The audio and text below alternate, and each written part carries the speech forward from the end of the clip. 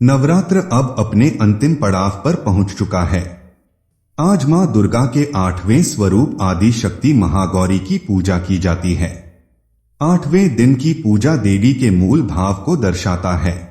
देवी भगवत पुराण में बताया गया है कि देवी मां के 9 रूप और 10 महाविघाएं सभी आदिशक्ति के अंश और स्वरूप हैं, लेकिन भगवान शिव के साथ उनके अर्धांगिनी के रूप में महागौरी सदैव विराजमान रहती हैं। इनकी शक्ति अमोघ और सदैव फलदायिनी है। महागौरी की पूजा मात्र से भक्तों के सभी पाप धुल जाते हैं और वह व्यक्ति अक्षय पुण्य का अधिकारी हो जाता है। ज्यादातर घरों में नवरात्र की अष्टमी तिथि के दिन कन्या पूजन किया जाता है, वहीं कुछ लोग नवमी तिथि के दिन कन्या पूजन करते हैं। इस तरह किया मां ने व्रत। शिवपुराण के अनुसार महागौरी को 8 साल की उम्र में ही अपने पूर्व जन्म की घटनाओं का आभास होने लग गया था।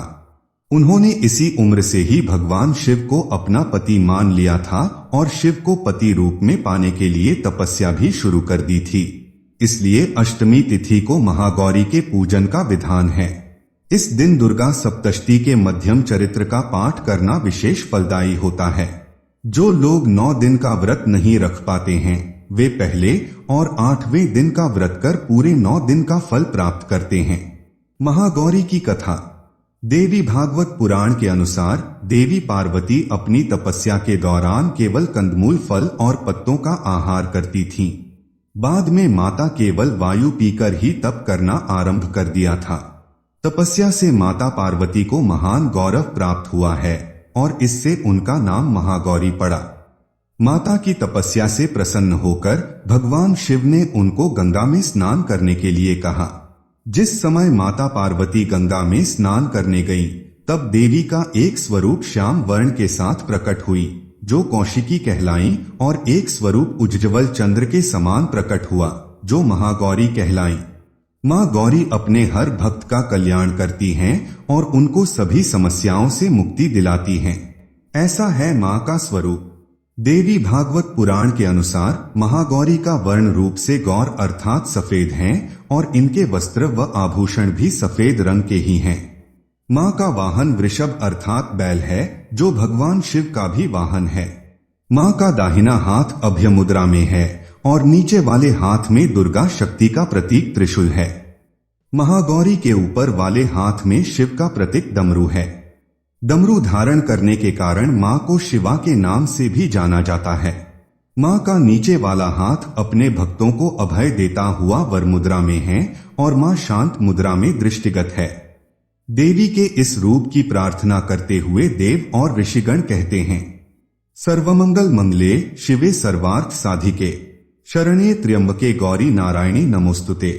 धन वैभव की अधिष्ठात्री देवी हैं महागौरी।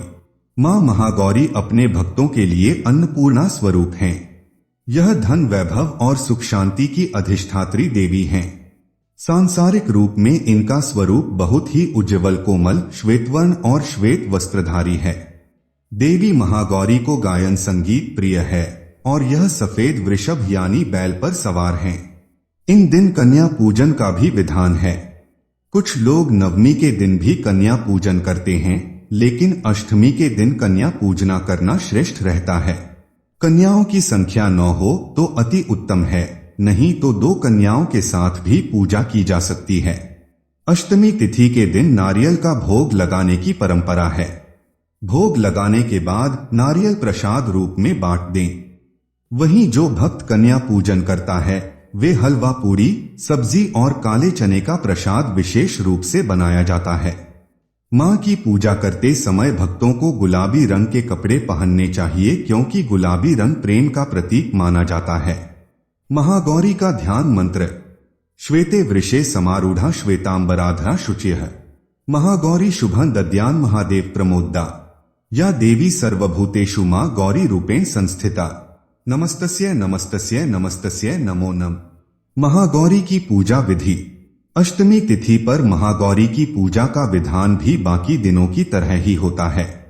जिस तरह सप्तमी तिथि को माता की पूजा की जाती है, उसी तरह अष्टमी तिथि को भी शास्त्रीय विधि से पूजा की जाती है।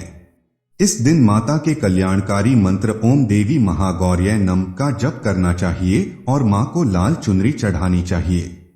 सबसे पहले लकड़ी की चौकी पर लाल कपड़ा बिछाकर महागौरी की मूर्ति या तस्वीर स्थापित करने के बाद महागौरी यंत्र रखकर स्थापना करनी चाहिए। मां की कांति भक्तों को सौंदर्य प्रदान करने वाली मानी जाती है। हाथ में सफेद फूल लेकर मां का ध्यान करें और फूल अर्पित करें और विधिवत पूजन करें।